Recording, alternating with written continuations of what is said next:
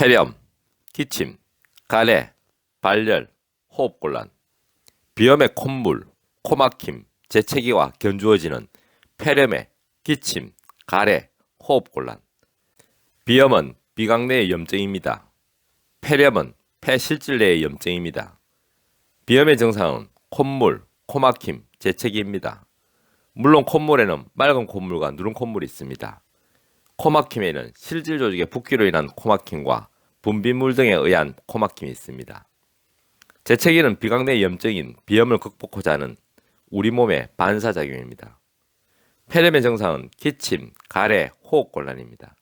물론 가래에는 맑은 가래와 누른 가래가 있습니다.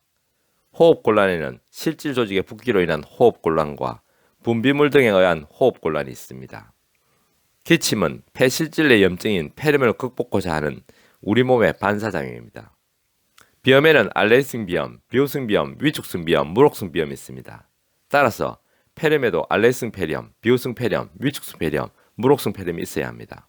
즉, 알레르기성 폐렴은 천식입니다. 비호성 폐렴은 만성기관지염입니다. 위축성 폐렴은 기흉입니다. 물혹성 폐렴은 폐기종입니다. 기존으로는 알레르기성 비염, 비호성 비염, 위축성 비염, 물혹성 비염 등의 비염을 근원적으로 치료하지 못하고 있습니다. 더구나 비염보다도 더 심각한 폐렴인 천식, 만성기관지염, 기흉, 폐기종 등은 더더욱 근원적으로 치료하지 못하고 있습니다.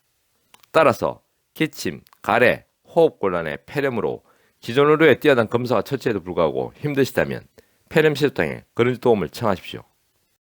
한의학은 과학입니다. 한의학은 철학입니다. 건강은 균형입니다. 동양 한의원은 균형입니다.